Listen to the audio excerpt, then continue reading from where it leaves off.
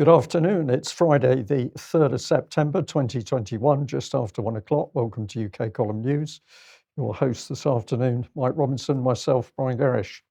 Well, we're going to get straight on because the Coronavirus Act is, it's up for renewal by the end of the month.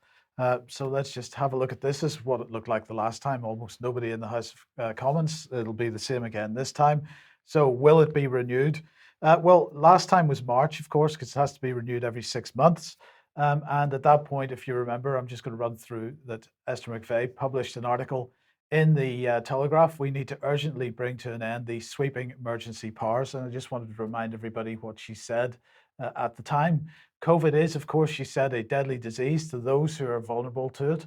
But lockdowns and restrictions have had a disproportionate social, emotional, and academic impact on children and young people. When lockdown was first announced, we were told that it would be sent packing within 12 weeks.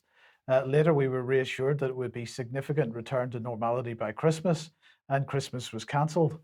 Earlier this year, vaccines were said to be our way out, yet ministers caution that we can't vaccinate our way out of this. The whole point of vaccinating vulnerable people so that infection by COVID cannot harm them. We've got to stop this muddled thinking. Not only are we abandoning the science and denting public confidence and trust in both politics and the vaccine, we're destroying livelihoods, damaging people's mental health and welfare. And it's our disabled and disadvantaged young people that suffer most. Ministers want to renew the Coronavirus Act for 6 months until the end of September. This law gives unprecedented, disproportionate, extreme, and wholly unnecessary powers to the police, allowing officers to detain us all indefinitely. Renewing these powers would demonstrate a lack of confidence and belief in the COVID vaccines. We need to urgently bring to an end these sweeping state powers and the ability of the state to interfere in our lives. So in the next couple of weeks, there's going to be more of this, I'm sure, in the press, because what's being suggested is that there are a number of MPs who are very much against renewal of the Act. The government, as I understand it, is very much for renewal of the Act. There's still a lot of people circulating information on social media, via email and so on, about the pretty draconian powers that the Act gives. I think the next 2 weeks are very important if people want to get involved in making sure that that Act is not renewed. And they need to get involved.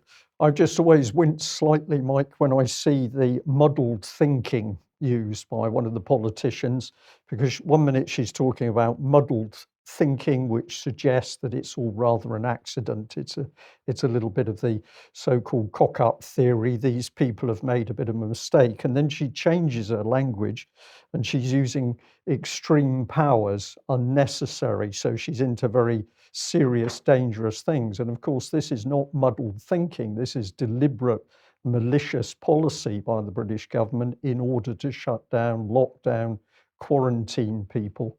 This is deliberate, and these MPs need to start really thinking about what central government is doing, because it's clear that most of the backbenchers do not have a clue as to what's being cooked up in central government. I think that's right. Then Lester McVey, and that, remember, that was published in March this year, did mention the effect on mental health. And the question then is, what effect did that have? Were there extra suicides last year or not? If you read the headline in the Mail Online, England's first COVID lockdown didn't trigger a spike in suicides. Official data shows rate was lower than in the 5 years before the pandemic struck. Well, if you read that headline and take it on face value, you would think that, in fact, there's nothing to see there. But is that true? Well, of course, it's not true. This is why. But anyway, before I get on to why, I just wanted to show one particular response. And in fact, the comments below this article were all, mostly fairly negative to the Mail and to the stand that they're taking on this.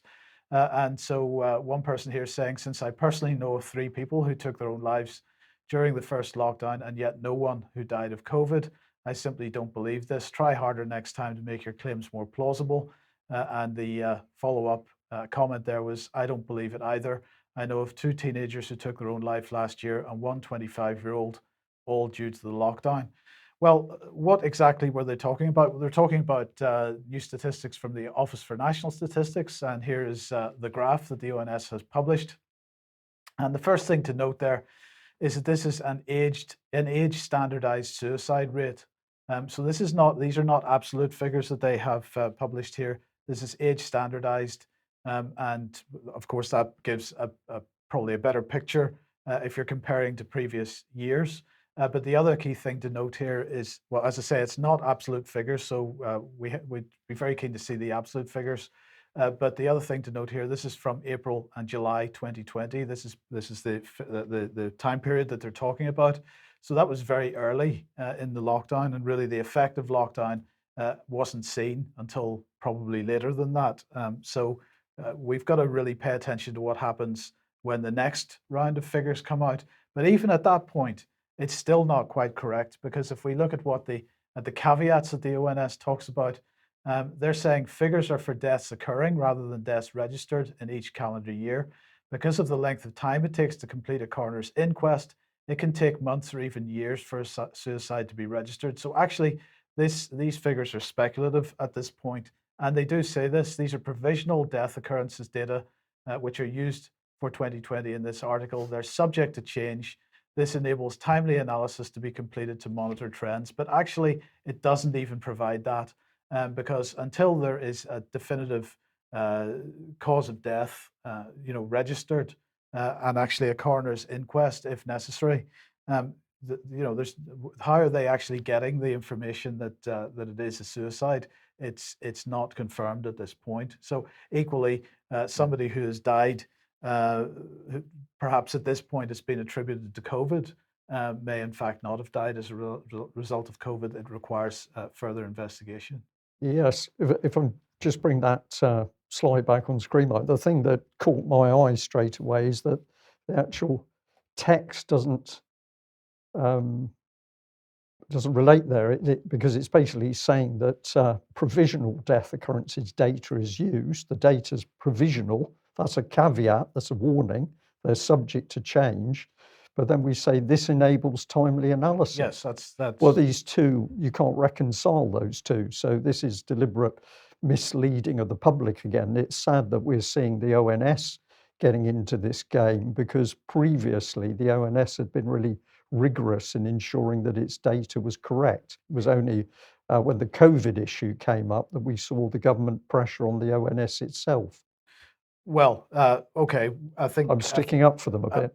Yes, perhaps. We'll see. But anyway, let's move on, because they've also published some more information, and that's about vaccine hesitancy in young people. So let's have a look at what they say here. In June 2021, a qualitative pilot study exploring reasons for vaccine hesitancy was undertaken with 17 previous respondents aged 16 to 29 years of the Opinions and Lifestyles Survey, who had indicated they were fairly unlikely or very unlikely to get a coronavirus vaccine. None had subsequently had the vaccine at the time of the research. Primary factors for increasing vaccine hesitancy included distrust of the vaccine, that's safety and content, distrust of government and of those encouraging vaccine take-up, concern about known and unknown side effects, including on fertility, and belief it was unnecessary for those at low risk of harm from the virus. Changes in vaccine hesitancy, they say, appeared related to media influences, experiences of others having the vaccine, and opinions of those in close social networks. The impact of vaccine passports was mixed and could result in encouraging some participants to be vaccinated, but discouraging others completely. Generally, vaccination in the future was considered by participants, but this was often far in the future because of wish to know more about long-term side effects, and depended on more information, research, and medical studies being available. There were subtle differences between some demographic characteristics. The youngest participants were more influenced by negative social media narratives. Female participants were more concerned about fertility-related side effects, while Black participants indicated higher levels of generalized distrust. I mean, I have to say, Brian, that the responses that they've had there seem quite reasonable to me, but maybe that's just me. Well, Yes, indeed. Okay. Okay, let's move on to this vaccine passports and the announcement today that Nicola Sturgeon has decided that COVID vaccine passports can be downloaded in Scotland as of today.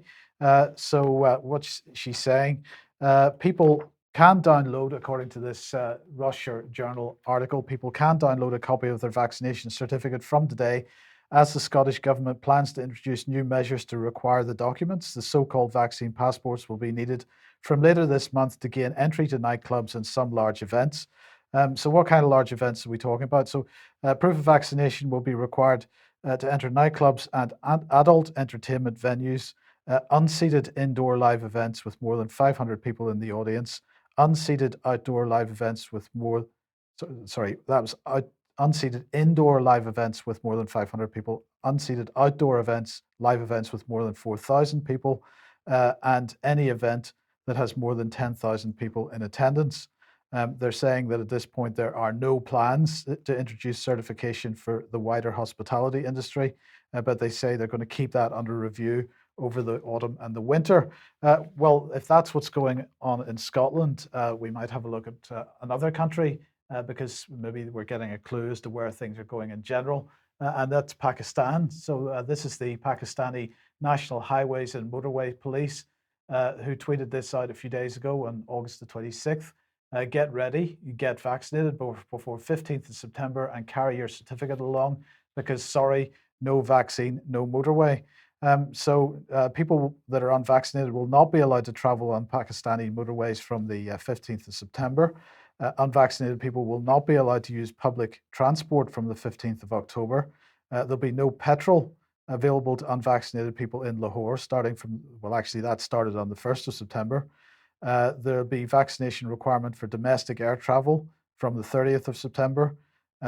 People will not be allowed to go shopping in shopping malls from the 31st of August, and from the 30th of September, only people that have had both vaccine shots will be allowed into the shopping malls.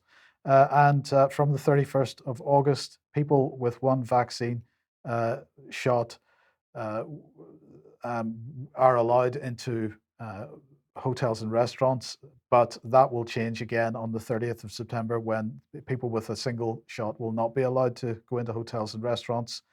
And you'll only be allowed to attend marriage ceremonies after the 30th of September if you've had both doses. So there you go. That seems like quite a lot. A lot happening there, but we're getting more clues, aren't we, that this is global policy Yes. coming in. So what we're seeing happening in UK is mirrored across other countries. This can't be accidental. What we've got is a driving agenda for these global lockdown and quarantine policies. But a country that's been hit very hard, and we reached out on Wednesday for people to give us more information, was about Australia. We know things are very bad. Anecdotally, people speaking to me who've got relatives in Australia are talking about how bad it is. The word nightmare was used by one lady describing the helicopters speaking out, telling people to stay indoors, helicopters up at night, drones surveilling people. So things very bad in Australia. And today we've had some more information in. And first of all, let's bring in the United Australia Party. So they have been standing up. This is part of their web page, Lockdowns Destroy Jobs. And then they're saying we can never trust the Liberal Labour parties again. Well, I think we could say that for UK. But this is the MP, Craig Kelly, who's actually had the courage to go on video to spell out his warning to Australians. And I think we would do well to have a little listen to this video clip and hear what this man says. I'm just here in my office. I'm just about to head back to Sydney. I've been away from home for close to 4 weeks.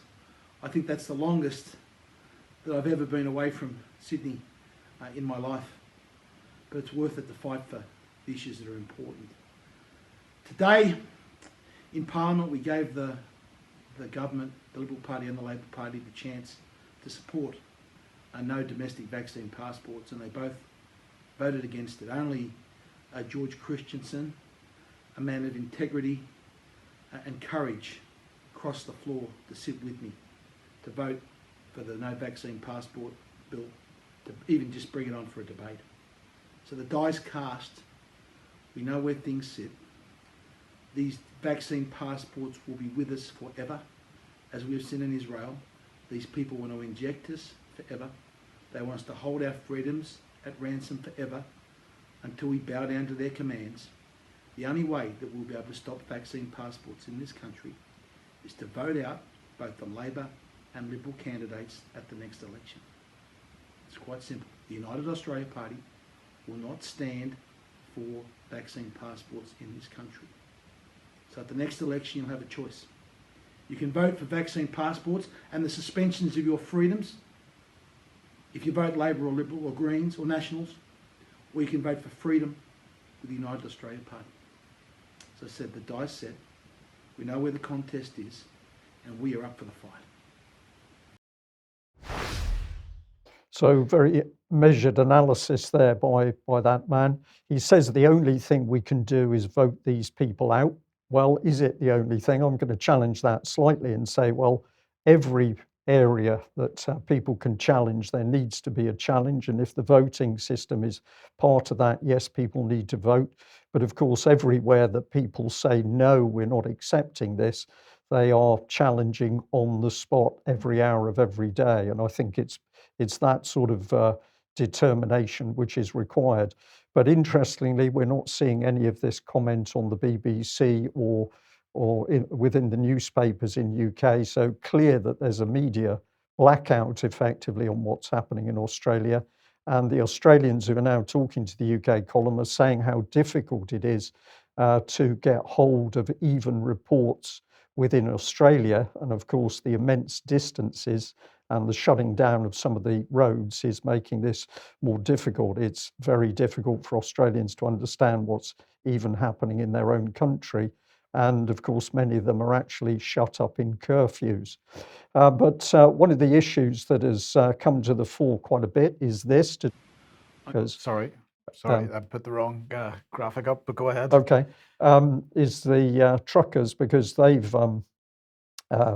have been protesting about the fact that they think they're going to have to be vaccinated in order to keep their jobs, but also that the interstate roads have been blocked, and the truckers therefore are finding that their jobs are suffering as a result of that lockdown. So let's have a look at this little clip reporting on what the truckers have been up to.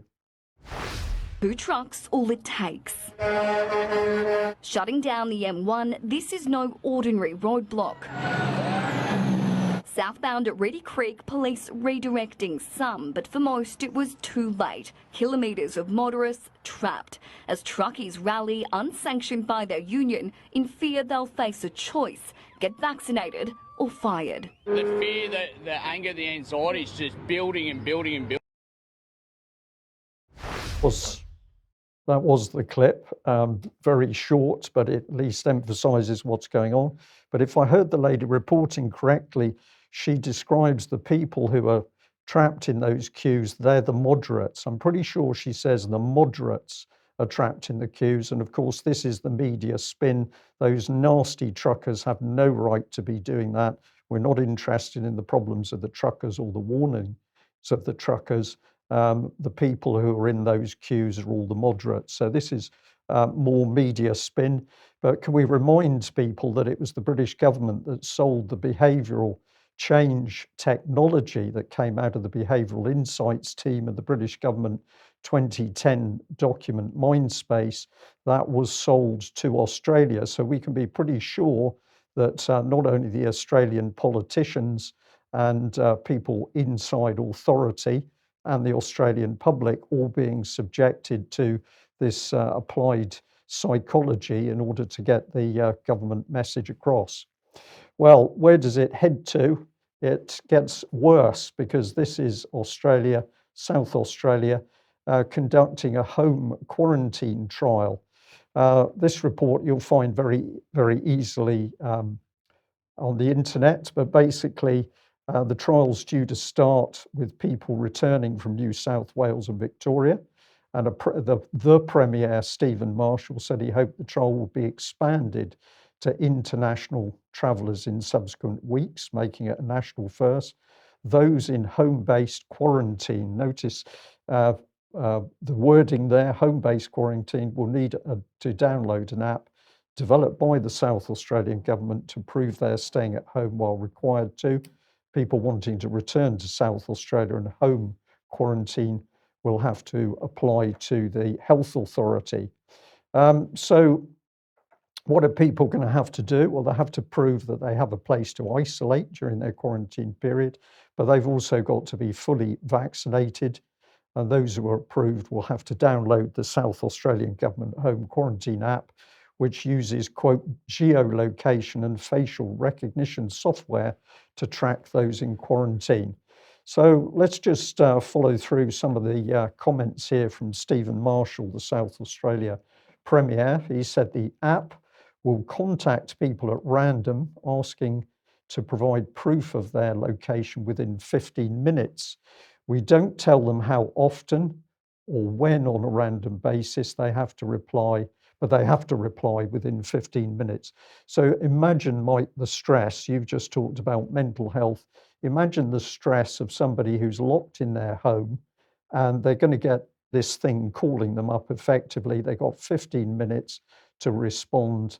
And what's going to happen if they don't? Well, this is going to happen. If a person cannot successfully verify their location or identity when requested, South Australia Health will notify the police, who will conduct an in-person check on the person in quarantine. So you don't know when this is going to happen. You've got 15 minutes. You can't find your phone. You're fumbling for your phone. You don't find it in time. The police are going to turn up no matter what time of the day or night the random check is conducted.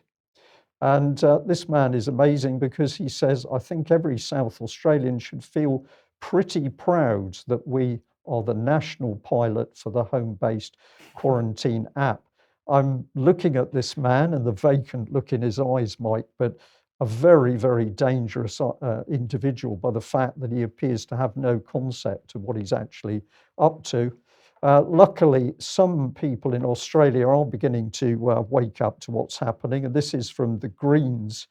And we've got a lady, Lydia Thorpe, the Senator for Victoria, and she's pointing out more police powers, less protections coming. What's she talking about? Well, she's talking about this, the Australia Surveillance Legislation Amendment, brackets, Identify and Disrupt Bill 2020.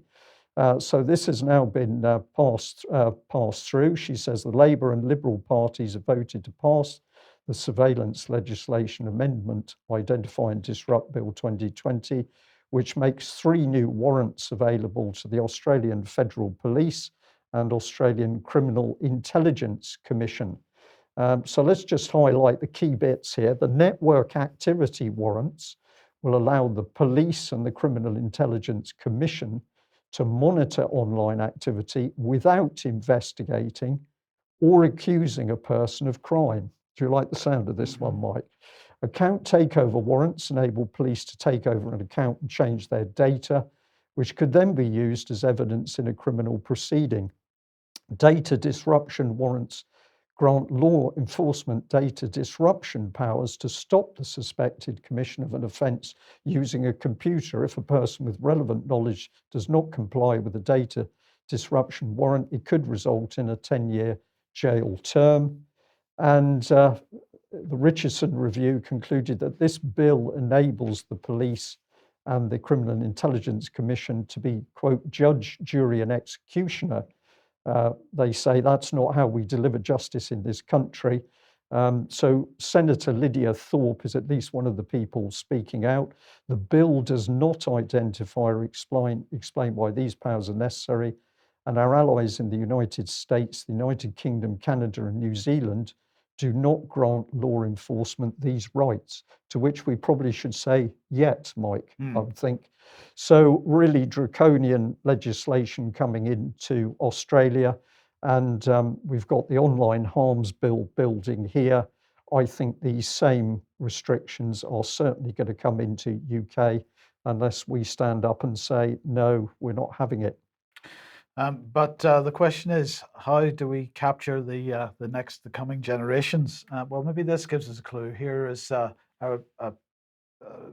article on the World Economic Forum website, and it's entitled "3 Ways to Disrupt Education and Help Bridge the Skills Gap." This is currently being discussed on the UK Column Forum, so if anybody wants to get involved in that discussion, please do join us. But anyway, I thought it was quite an interesting article. They're talking about disruption, of course, disrupting the legacy curriculum. This is not a simple one-step curriculum change, not an add-on subject in computer science, but an ongoing journey in transforming the processes, the experience, even the purpose, open the doors wider to technology. This is not to undermine the need to focus on the history or the arts.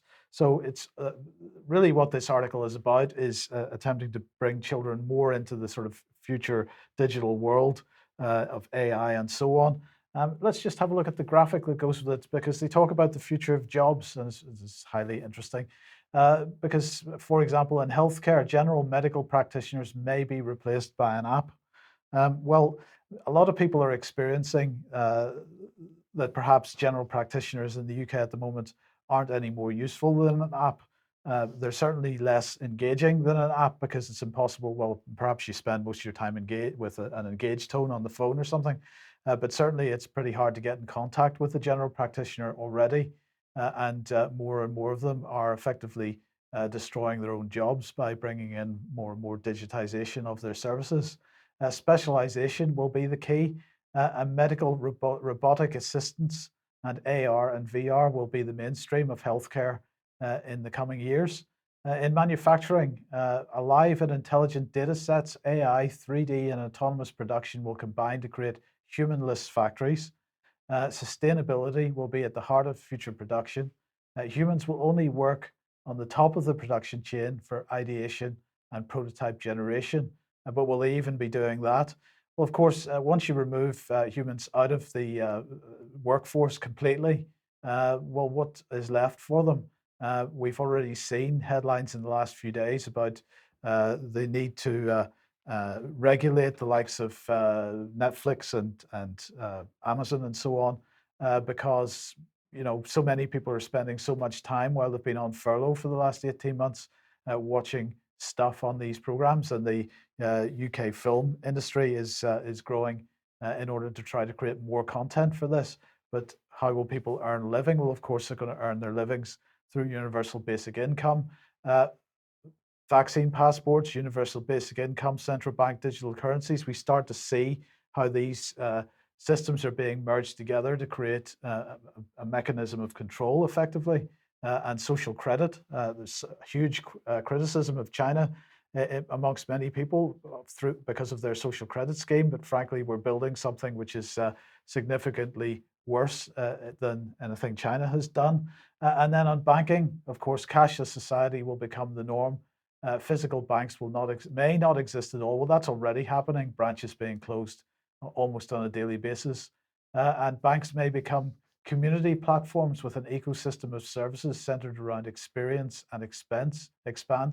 Not entirely certain what that means, but it goes on to say machines will do everything. Humans will be needed only to humanize value. Yes. So hopefully that all makes sense. But basically, what it is talking about is we need to organize to disrupt the education system so that people will accept this new future.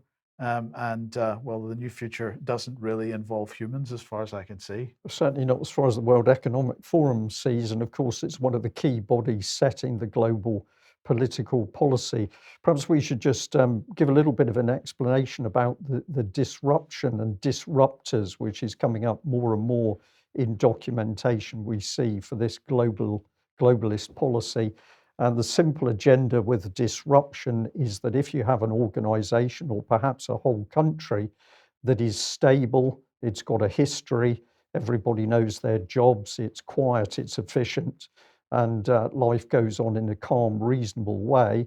If you want to direct that country onto a new political path, or the organization onto a new political, a new operational or political path, then the first thing you've got to do is destabilize it, disrupt it, because once you've started the destabilization process, the theory is it can then be steered into the new direction. So disruption is the start of transforming from one state into the new desired political state.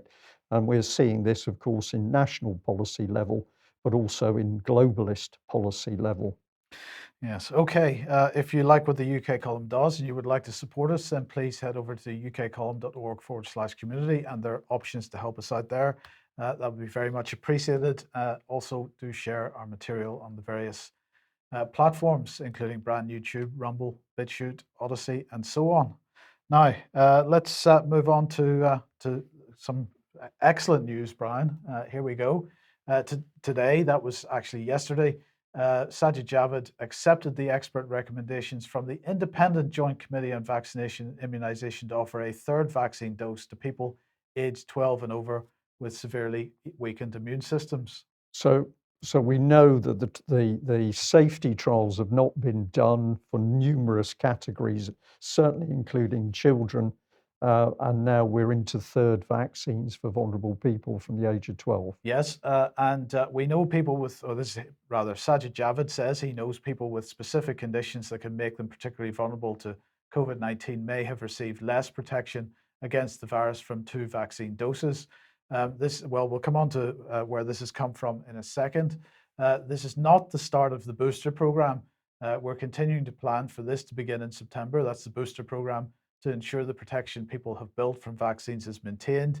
COVID-19 vaccines have saved more than 105,000 lives and prevented 24 million infections in England alone. Now, before we get on to where they decided that the third dose was necessary for vulnerable people, I just want to remind everybody about this claim that the government is making for the efficacy of COVID vaccines and how they arrived at this number.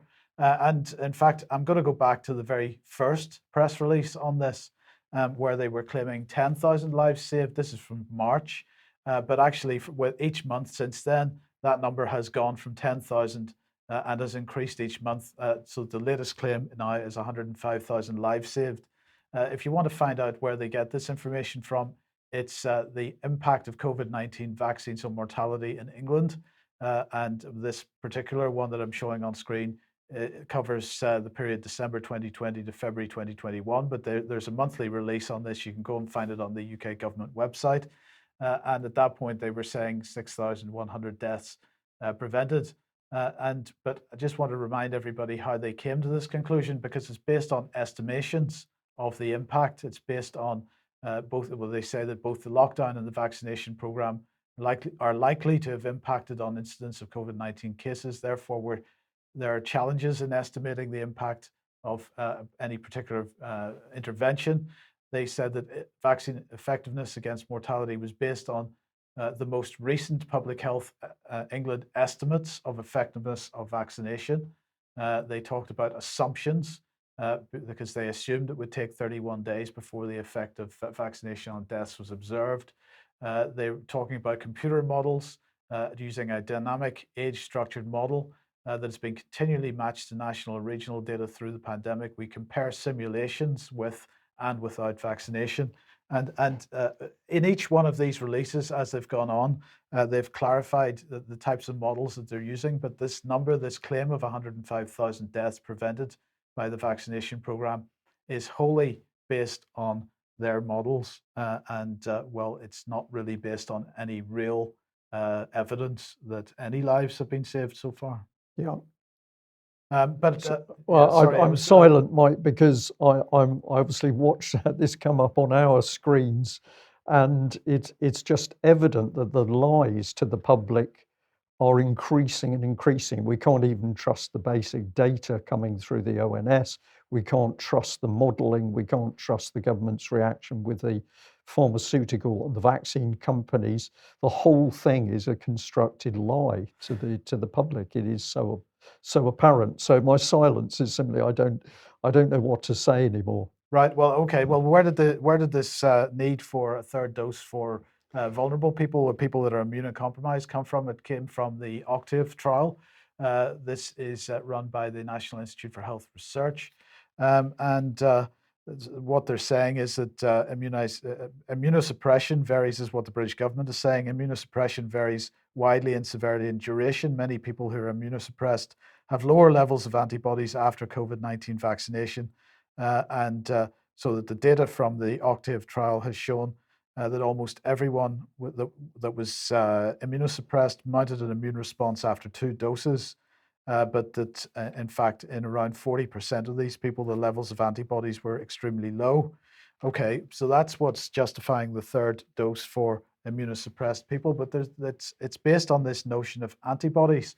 So I just wanted to bring this paper on screen. This is emerging from the CDC, Emerging Infectious Diseases, volume 27, number 9, September 2021. And the paper is entitled Predictors of non-seroconversion after SARS-CoV-2 infection. And let's just look at the abstract here. It says, not all persons recovering from severe acute respiratory system coronavirus 2 infection develop SARS-CoV-2 specific antibodies.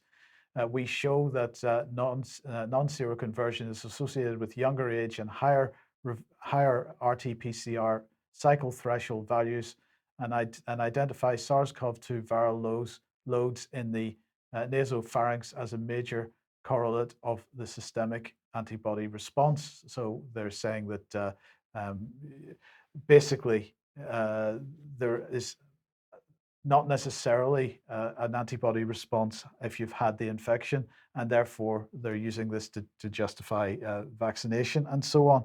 But look, this whole issue of antibodies is a very interesting one. We'll remind everybody about this again. But what they said in this is they studied 72 people, all of whom who had had a previous positive RT-PCR test, but were symptom-free for greater than 3 weeks before blood was collected for testing. They didn't look at T cells at all in this particular study. That might have given a better understanding of immunity or not, or if there was no immunity. They're only looking at antibodies. T cells don't count as far as this particular study is concerned. But the point here is that the innate immune system, there are many studies showing that the innate immune system fights SARS-CoV-2 off so quickly that antibodies don't get a chance to develop. So let's just look at some of the studies on this. A majority of uninfected adults show pre-existing antibody reactivity against SARS-CoV-2. This is not specific antibodies to SARS-CoV-2. This is pre-existing antibodies to other coronaviruses reacting against SARS-CoV-2. So that the latest CDC study is looking at specific antibodies and the fact that the specific antibodies aren't present. So what did this say? We determined that more than 90% of uninfected adults showed antibody reactivity against the spike receptor binding domain, N-terminal domains, and other proteins from SARS-CoV-2.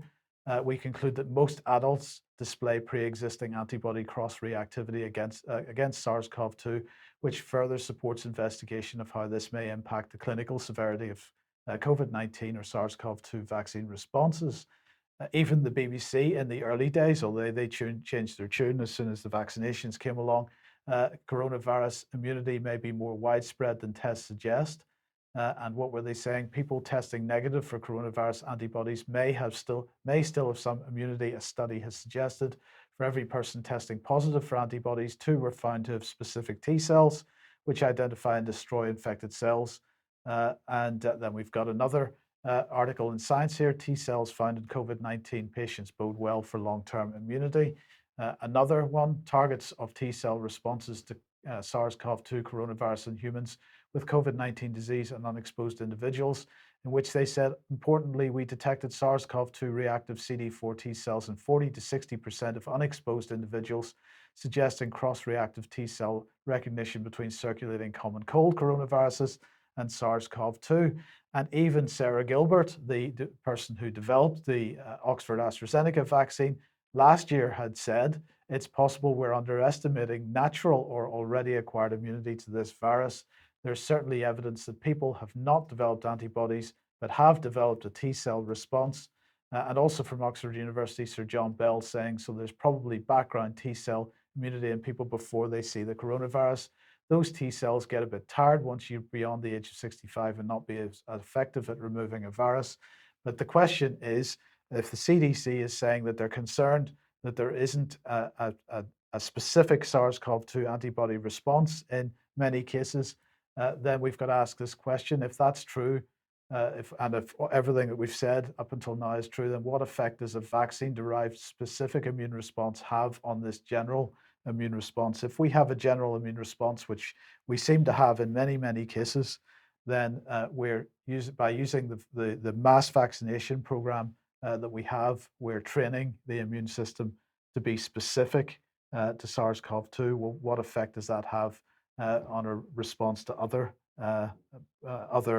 viruses and other illnesses? Well, we're seeing other professionals saying that it's going to have a negative response, and that's aside from the problems with the immune system as a whole that the vaccine's giving us an adverse effect. Yes. So more data will be apparent within the MHRA yellow card, but also the American VAERS system, which we will be able to comment on in more detail in the future. Okay, let's have a look at this. This is from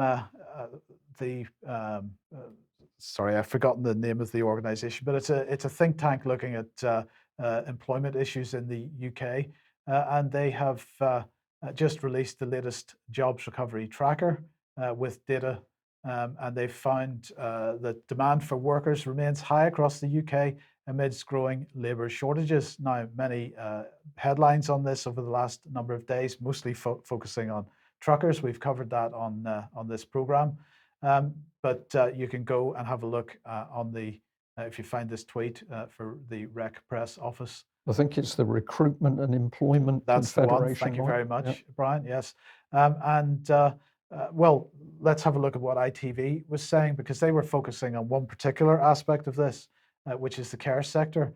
Now, the recruitment organisation did mention, I think there are currently about 65,000 job vacancies in the care sector at the moment, but ITV saying here that the care sector is facing its worst ever staffing crisis, according to a complementary survey that they have run.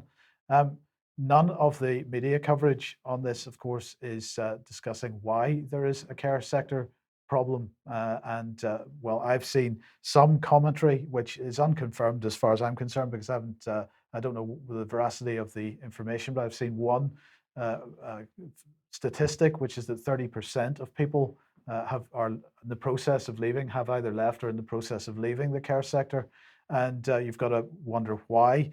One particular media outlet, which is the Shropshire Star, but this hasn't had broad media coverage as far as I know, is making the point that hundreds of care workers in Shropshire have yet to be jabbed as the compulsory vaccine deadline looms. So the question is this compulsory vaccine deadline one of the drivers for people to leave the care industry? Is this why there's a shortage of staff in the care industry? I think it's got to be one, Mike, by the number of people in the care sector that are contacting the UK column to say how unhappy they are that they're being forced. They believe that they're being forced into the situation where they have to have a vaccination or 2 or 3, whatever it's going to be, or they're going to lose their job. So I don't think there's any doubt from the information coming into us that that's the case. Well, if care workers are being lost, and of course the majority of the care workers are women, what's happening as far as the military are concerned? And I'm going to thank the viewers who pointed this out to me. Now, we're going back to the 25th of August, so a few days ago, but I think this is well worth reporting. Here's the BBC News headline: Afghanistan, the Sandhurst Sisterhood trying to save Afghans. And we've got a picture of in fact, this lady is a retired major. It is stated in the article, but they talk almost as though she's still serving. We'll come on to her in a moment, but let's have a look at what they said about the so-called sisterhood. So this is Alice Bromwich herself. She said she was at home on Saturday night when she got the message. She just arrived back from a work trip when it flashed up on WhatsApp: "I'm stuck here, please help me get out." Now, if you're unsure what that's talking about, we're to believe that she was getting a message directly from somebody who was stuck in the evacuation chaos in Afghanistan, and they'd come to her in order to try and help get them out. Now, this is a paragraph from later in the article, so the two were not immediately together, but I've put them on screen because I think this second one's important. She and her peers have jumped into action using their, quote, military network to try and help. Alice's officer training was at the Royal Military Academy, Sandhurst, and she's part of a group of 2,500 female veterans nicknamed the Sandhurst Sisterhood, who have been inundated with messages. One of the ladies had 30 people messaging her, Alice said. So if you get into this article, here's Major Alice Bromwich. She is very clear that this network is operating. And as we're going to see, astonishingly, this network was getting involved during the military operations for the evacuation. And I think this raises a lot of questions. Let's have a look at this little film clip from the BBC. As we've heard from the British military have been male, certainly in the reports I've been reading and listening and watching. But how is it in the last 10 days or so, having served there, to look at our role and how do you feel? It's heart-rending. I joined the army at 17. Like I say, my entire adult life has been given to protecting those that can't protect themselves. And you feel like your time away is absolutely worthwhile. And I wouldn't swap that for the world. But to see it disintegrate and then to get those text messages on your phone of please help me, please help me. This isn't a Star Wars movie where it's coming through R2-D2. This is real. It's coming onto your own phone at night. Here are the passport details of my family. Please help. On the human level, you're seeing families being torn apart. We are, as military, a political tool. We all appreciate that. But that doesn't stop us being human, where we create those human relationships, where when someone says, please help, you want to do so. And it's very painful when you can only do so much. What do you reply? What can you reply? The first thing I did when I received all those details was say, see what I can do.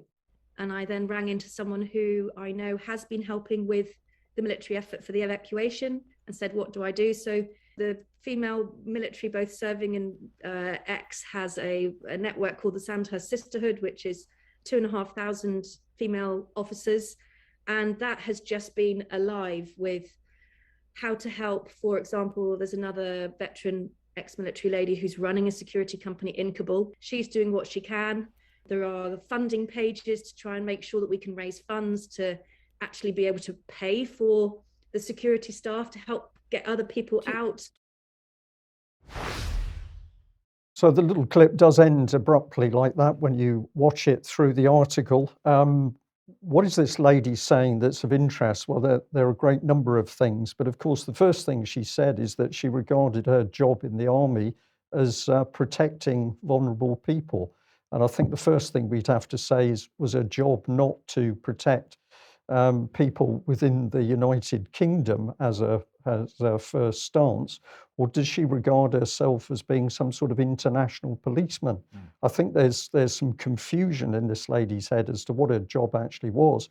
We then can ask, how have all these Afghani nationals got her number that they're contacting her, and how is she able to say that people who've retired and are in a sisterhood are working with people who are still serving military in order to get involved in what was then the evacuation happening in Afghanistan itself. And she was also talking about a private security company still operating in Kabul. So is this some kind of left behind operation still running there? What is going on?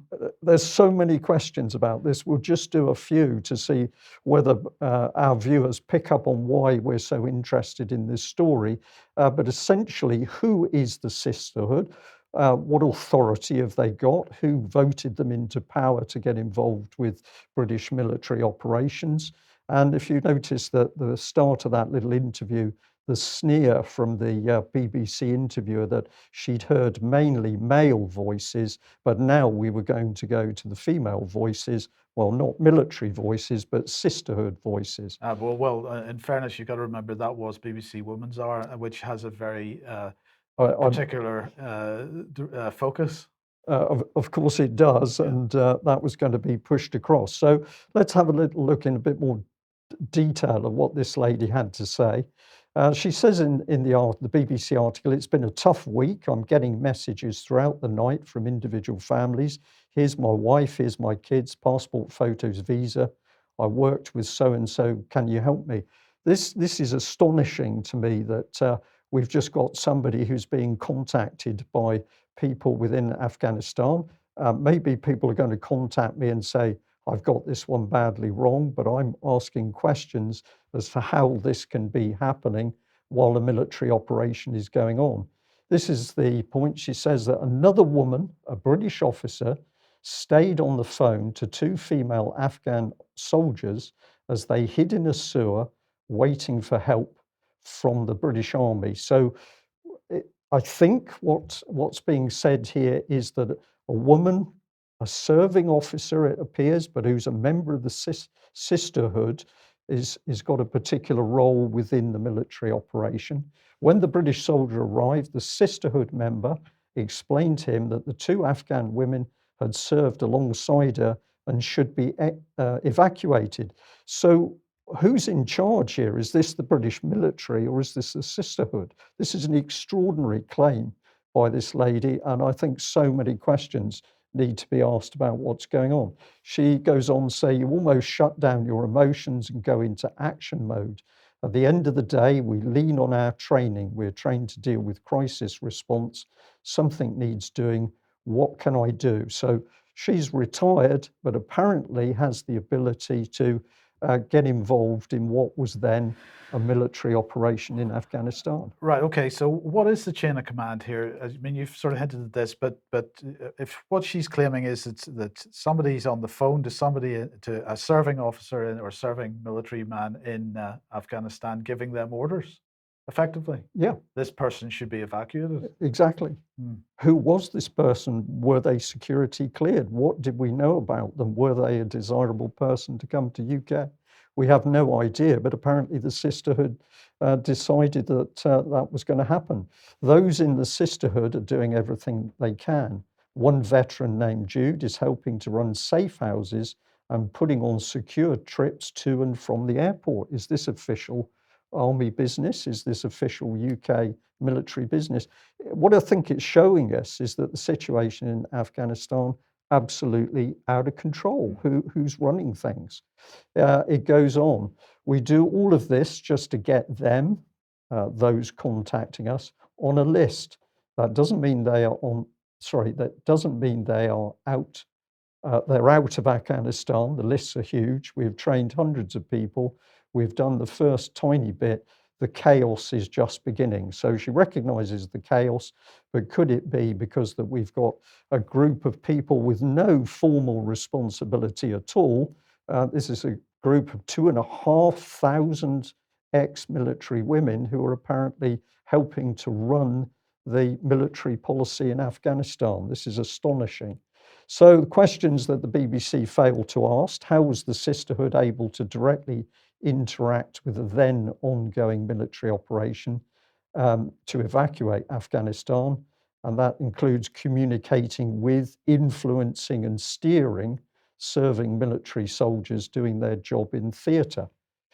Secondly, what security checks have been conducted on the Afghans contacting retired members of the armed forces seeking assistance and extraction from Afghanistan? How many people are now listed for evacuation due to preferential personal friendships with sisterhood members? Does this come down to the fact that you're my mate and therefore I'm going to get you out? Some people, I can imagine, might think I'm being very hard on this one, but I think we've got to be absolutely black and white about what the important factors are. Lastly, what are the security implications of former military sisterhood operatives using their military contacts and influence to assist private security firms in Afghanistan? So I think there's a lot more to come out on this article, but of course the BBC has simply pumped it across into the public domain because they think it's so exciting that so many ex-military women were involved in what was going on here. UK column would like to know exactly what was going on and what authority the Sandhurst Sisterhood has in operations in Afghanistan. And presumably they're still continuing that, even though the operation is technically over. Well, while the BBC came in at that angle, the Mail was rather dirtier because they've had a blatant attack on veterans. This was their headline from the 28th of August, revealed the secret army of 200 weapons-obsessed anti-vax ex-soldiers called Veterans for Freedom. And that's with the number 4. I'm emphasising that, as we'll see why in a minute. Plotting attacks on vaccine centres and chaos on Britain Street. And you've been interested, apparently this grisly lot, Mike, are based in Devon. And the Daily Mail's terribly excited because the picture is showing what many people would believe is a group of ramblers with their maps planning their next walk. But no, these were weapon-obsessed anti-vax ex-soldiers. And if we get into the article itself, it says a sinister private army of more than 200 ex-servicemen. No evidence at all for that first comment there. So the Mail on Sunday not really revealing anything because there's no evidence to back up what it's claiming. But then it comes in with calling itself Veterans for Freedom and founded by a former Royal Marine Commando. The self-styled paramilitary group is made up of 16 operational cells across Britain linked to a secret leadership command. How did you know that? Well, I'll bring up where's the evidence, because I couldn't find any evidence for this in the article. This is Boy's own story, which clearly has been made up to help smear any veteran who's got concerns about what's happening in the country. It goes on, some members appear obsessed with weapons and have discussed violent insurrection, including attacking vaccine centres and targeting employees, what one chillingly termed bringing the fight to the people, sticking the needle in. Well, my first comment to this is most former servicemen and women are keen to talk about weapons because weapons were their life in the military. But of course, that paragraph there is designed to get the reader to think that there are people out there, they're going to attack vaccine centres and they're going to target, what they mean is hurt employees. So this is pretty incredible writing. The group insists all new recruits provide evidence of service in the armed forces. Once vetted, they're given access to a channel on Telegram, an encrypted messaging app used by extremists and criminals due to its high security levels. Well, millions and millions, maybe billions of people use Telegram for perfectly normal communications, but not according to the Daily Mail. This has been set up simply to support this Devon-based army. And what am I going to put there? Hype. And then it says, over the past few weeks, the group has quietly recruited and hopes to garner public support with a peaceful march on Parliament on September the 8th, during which the ex-servicemen will wear headdress. Now we're getting into the article, but because basically they're now starting to smear a peaceful protest, which was always planned for September the 8th, and many military people wanted to attend that. Here's the Daily Mail smearing.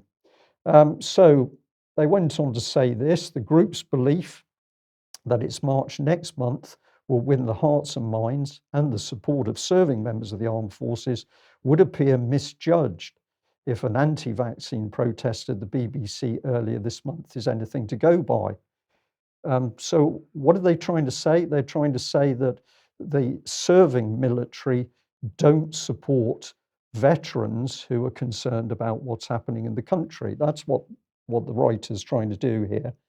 It then goes on to say taking part were 2 parachute regiment veterans, neither linked to Veterans for Freedom, who were reported to the police after paratroopers helped track them down. So we're conflating a peaceful protest at the BBC where 2 former parachute regiment veterans attended. That's being conflated with the Mail's Boy's own story about the Devon-based army of 200. So it's got criticism, it's alleging that there's criticism by serving members of the armed forces, which is to try and undermine wide military support of protests against lockdown and vaccines. And then it's smearing the Parachute Regiment veterans with its Veterans for Freedom story. And this is how bad it is, because there is actually a group who are called Veterans for Freedom. So the Mail article, the group is apparently using the number 4, Veterans number 4 for Freedom. But here is this very well-established group from 2012 called Veterans for Freedom. And what are they reporting? Perfectly reasonable statements about what's happening in the military. But of course, they've had to respond to this attack from the Mail. And they say, take note, we're Veterans for Freedom. We're not Veterans number 4 for Freedom. We're nothing to do with this Veterans for Freedom organisation. We've been established for 10 years and are not political. So immediately, people who are doing good things are having to defend themselves against this smear piece by the Mail. And what do we find on the real Veterans for Justice site? Well, of course, they're pointing out that many veterans are going to the protests, including veterans who are keen bikers. And we know that there are thousands of bikers who are prepared to go to these protests. So very, very dirty stuff by the Daily Mail. And of course, at the end of the day, the Daily Mail undermining this group of people who are standing up for veterans with PTSD. So I just found overall, Mike, truly disgraceful piece of work by the Daily Mail. So then we've got to ask, what are they up to with this article? We're going to end with this one. Trident may go to France if Scots vote out. Plans are in place to move our nuclear weapons overseas if Scotland gains independent, report claims. And really, there's not very much in this article other than to suggest that perhaps there might be a number of solutions to the problem of what to do with Trident nuclear weapons in the event that Scotland votes for independence. One might be, for example, that the British government would buy the naval bases from the Scottish government, and that would become effectively an overseas territory space, and they would continue to be based in Scotland. Other suggestions, I believe, are that they would move to Plymouth, for example. But then there's this question of whether they would go to France. So what is this article designed to do? Is it just designed to get people wound up and get an argument started about this? It's testing the water, I think, is what it's doing. That is exactly what I think is going on. Now, why would we be sending our nuclear deterrent to France? Well, of course, most people still don't appreciate that we have been in a 50-year defence pact with France since 2010, when David Cameron and Nick Clegg signed the Lancaster House treaties. That was followed up in 2018 with the Sandhurst treaties. So we have a very close military relationship with the French. And although both of those treaties do use language like both countries will maintain their independent nuclear deterrence, the connection there is really pretty tight. Now, what would happen to the UK in the event that Trident was sent over to France? Would we then be kicked off the United Nations Security Council, for example? Well, we're a permanent member there because we're a nuclear power. Yeah. And therefore, if we were to hand that away, we would no longer be. I think that this is one of those articles, as you say, that's very pushed out there devious. to generate some kind of response and see how the public reacts. Yes, indeed. But of course, the undertone is again that we're heading towards the breakup of the United Kingdom. This is one of the objectives that's always gone along with the globalist disruption agenda to break down nation states, and of course, UK operating as an island state of nations, particularly vulnerable to agitation. So we're looking at extremely serious things here. And it's no wonder to me that we've got many, many veterans from the armed forces who are prepared to actually get out on the streets and march within peaceful protests in order to highlight the breakdown, the deliberate engineered breakdown in this country. So we'll report more on this in coming UK column news sessions. And just for the avoidance of any doubt, as the UK column has always said, we believe the power in demonstrations is when people are well behaved, peaceful and well informed. They know their information and can challenge authority or talk to other members of the public on the ground. That's always been our position. And we're very sure that those sorts of demonstrations, joined by the force of retired military personnel, will be strengthened. So if you're worried about what's happening with the country, should you want to get out on the streets, well, we'd certainly say we believe that you should, because it's beholden on anybody and everybody to speak out and warn about what's actually happening. And that's it for today. We'll leave it there. Back. That's a tough start to UK column Yes. for this week. Thanks very much for joining us. We'll be back at the same time on Monday. Bye-bye. Bye-bye.